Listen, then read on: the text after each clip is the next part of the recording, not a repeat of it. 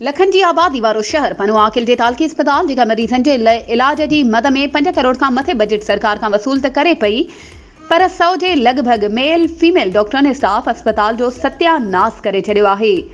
Male female डॉक्टरनि अस्पताल में ड्यूटी करण बदिरां प्राइवेट अस्पतालूं क़ाइमु करे उते सरकारी मशीनरी आलात समेत सरकारी दवाऊं बेमुबैना तौर ते प्राइवेट क्लिनिकनि में इस्तेमाल कयूं वञनि पियूं।